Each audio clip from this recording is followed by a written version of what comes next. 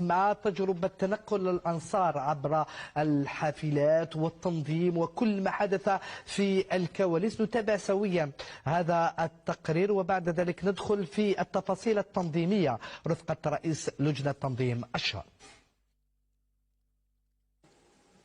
20 حافلة وضعتها المؤسسة الوطنية للنقل الحضري وشبه الحضري لولاية الجزائر وسط ظروف تنظيمية محكمة لضمان التنقل بأريحية ووسط ظروف لاقت استحسان المناصرين. عجبني الحال هكا تروح في البيس آلاز بيان شغل الطوموبيل مقاريه ما كاينش مشاكل، تنظيم محكم، تنظيم الله يبارك، توفير الحافلات، توفير النقل. وصلوا راهم في المستوى تاعهم راهم يوصلوا كي راهم يجيبوا مصابلات لهنايا والحمد لله ما كان حتى مشكل. استقبال كما يقولوا الدخول في المستوى تغير كبير، هذه مفخره لنا ومفخره للجزائر. نفتخروا بالملاعب اللي راهي تشيد ان شاء الله لهذا الشان وان شاء الله لله كوب دافريك ان شاء الله. وصول المناصرين لملعب براقي الجديد كان في ظرف وجيز وحتى الدخول للملعب كان بطريقة سلسة ومنظمة حيث قدمت كل التسهيلات من طرف المنظمين. خصصت المؤسسة الوطنية للنقل الحضري وشبه حضري الجزائر العاصمة 20 حافلة على مستوى الصابلات التي ستقوم بنقل أنصار المنتخب الوطني الجزائري في ظروف حسنة وجيدة، وكما ستقوم أيضا نفس الحافلات بإرجاع أنصار المنتخب الوطني إلى نفس النقطة التي انطلقت منها الحافلات. الملعب التحفة بات جاهزا لاستقبال مباريات الشان، كل الأمور ضبطت والموعد مع انطلاق البطولة.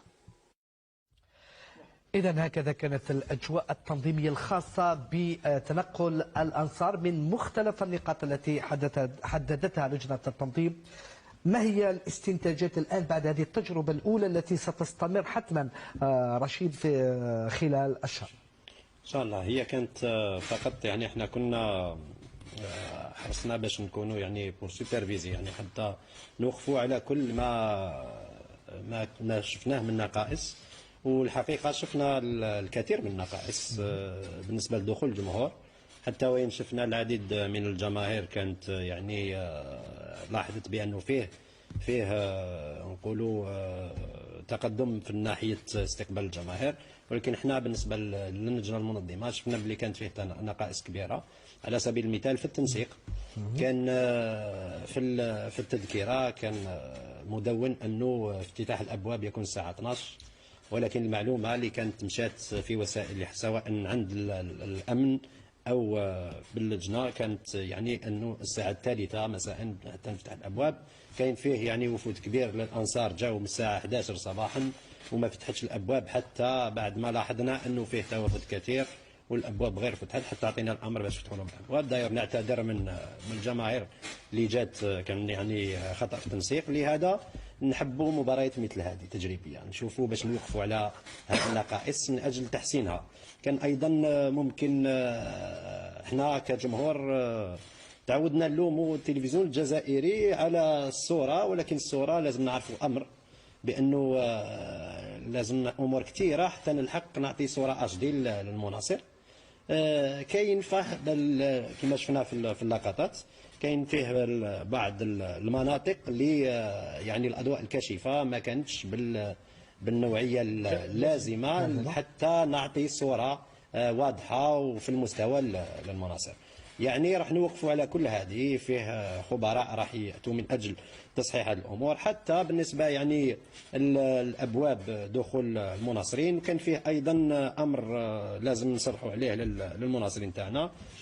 كل شيء موفر في الملعب، يعني نقدر ناكل في الملعب بدون ما نجيب معايا من المنزل، وكانوا يكتبوها لهم في التذاكر انه ما نجيبوش معنا دي ساكادو او حتى حقائب، اي نوع من الحقائب ما يكونش مصرح لهم بالدخول. وكاين فيه اليوم عدد كبير من الجماهير جات بالحقائب، وحتى الحمد لله مشينا يعني امام الابواب وكنا يعني امام امر يعني محير، لانه حتى وين نمنع المناصر هذا اللي جاء منذ 3 ساعات وينتظر تمنعوا من الدخول او تطالبوا به يخلي الحقيبه وين راح نخليوها؟ معناه ما كاش اليوم يعني سيتي اكسبسيونيل، يعني ظرف خاص تركنا المناصرين دخلوا بالحقائب ديالهم، ولكن من هذا المنبر نقول باللي المناصرين كل شيء موجود في الملعب، يعني والحقائب يعني في القوانين الكاف والفيفا ممنوعه باش تكون بالنسبه للمناصرين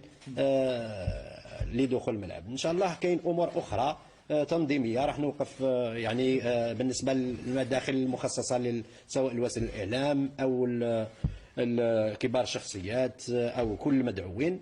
يعني احنا وقفنا اليوم شفنا بانه الامور ما كانتش مشات كما ينبغي. ان شاء الله راح نحسنوها في الايام القليله القادمه حتى يكون عندنا يوم حفل الافتتاح كل شيء مضبوط ان شاء الله. تهمنا كثير المباراة الافتتاحية جبل حيكون فيها الجمهور صحيح كبير، لأنه اليوم لم تكن جماهير حاضرة بقوة ولكن بأكشاك مغلقة. يعني نفس الطريقة، هل عدد الحافلات يكون أكبر؟ هل التوقيت سيحدد بدقة؟ لأنه هذه الجزئيات اللي تصنع الفارق، خاصة نجاحات الافتتاح مهم جدا. صحيح. هي اليوم والي ولاية الجزائر اللي هو مشكور على ذلك، سيد والي ولاية الجزائر، وكذا وزارة النقل وفروا يعني عدد قليل من الحافلات، وهذا مقارنة بعدد التذاكر التي بيعت. حتى عدد التذاكر التي بيع لهذه المباراة هو كان مخطط له، لم يعني مدروس طرحت 10,000 تذكرة فقط، لأنه مباراة تجريبية ما كانش من معقول أنه نطرح كل تذاكر للبيع، كل التذاكر عفوا للبيع. أما بالنسبة للبطولة يعني ابتداء من يوم حفل الافتتاح، وزارة النقل وكذا سيد والي ولاية الجزائر وفروا 500 حافلة من 8 نقاط. اليوم كان فيه نقطتين فقط من أجل لا بأس نذكروا بالنقاط أيضا مهم جدا. هكذا يعني لازم نقدموهم لكم لأنه سنقدمها عبر ومضات إشارية. فيه منتزه الصابلات، فيه منطقتين، فيه أيضا محطة القطار في بيرتوتا، يعني كاين محطات قطار أكثر، فيه محطة القطار بالحراش. لكن باش نذكر لكم الثمان نقاط أفضل نرسلوها لكم، وراح يكون فيه يعني العمل الترويجي مستمر عبر قنوات التلفزيون الجزائري. أما خاصة أيضا ذكرت شيء مهم، انطلاق موعد انطلاق هذه الحافلات نحو الملعب، ويعني آخر حافلة متى تنطلق، لأنه لازم الجمهور يكون حضر من قبل حتى نسمح دخول سلس للمناصرين. يعني راح يكون فيه ان بروغرام مضبوط، وفي الخروج المناصرين ايضا يعني نعطي تفصيل فقط كيفاش حتكون العمليه. اذا كان يعني من ملعب 5 جويلية، من لو باركينغ تاع 5 جويلية، مرأة 5 جويلية، نقولوا بانه جاو حوالي 30 حافله او 40 حافله تنقلت من ملعب 5 جويلية نحو ملعب براقي. لازم 50 حافله اللي جابت المناصرين تكون يعني موجوده عند خروج المناصرين، مش نفس الطريقه. ممكن راح نجيبوا 10 حافلات وراح يديروا لي نافات، يعني راح يمشوا ويرجعوا للملعب، هذه في الذهاب.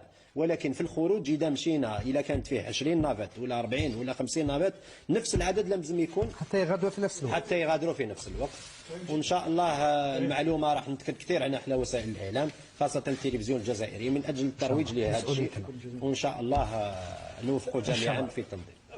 محق رشيد، لانه النجاح في هذه الجزئيات، في هذه الاشياء الصغيره رشيد، هي اللي تنجح العمليه. وزائد نذكروا لانه هناك قطاعات ايضا استراتيجيه تشارك في هذه العمليه وهي مشكوره من اجل انجاح هذا العرس الذي هو عرس الجزائر.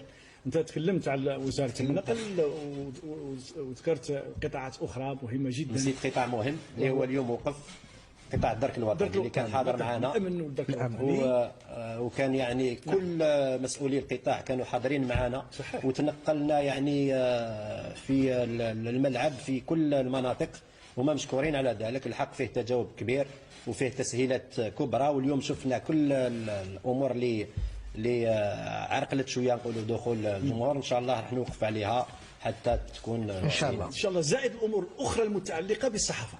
رشيد وأنت تعلم بأن الصحفي هو الذي ينقل هذه المشاهد وهذه الأشياء، فبالتالي الأمر هذا مهم. الجزئيات الصغيرة والبسيطة هي اللي تنجح. جمال خاصة فيه صحافة أجنبية أيضا بالضبط. أما بالنسبة للصحافة فيه نفس الطريقة، ولكن فيه 3 نقاط. يعني 3 نقاط ممكن نذكرها، نقدر نقولها لكم. فيه ملعب 5 زوايا ولكن داخل الملعب، يعني لو باركينغ اللي داخل الملعب 5 زوايا. فيه أيضا مركز الصحافة في أول ماي، وفيه أيضا هاني نسيت الثالث. معليش نذكرها بعد المهم وجودها. لا فيه 3 نقاط راح نحرص عليها ان شاء الله. فيه 3 نقاط بالنسبه للصحفيين. لا المركز الثالث هو يعني الفندق اللي كان الخاص بالصحفيين الاجانب وحتى المحليين. يعني هو في باب الزوار، فندق اللي كان مخصص للصحافه، راح يكون نفس المنطق.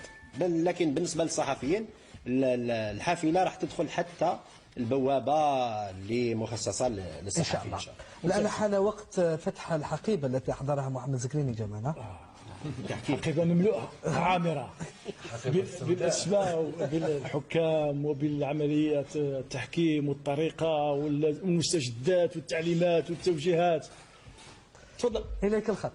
لا نبدا واش قال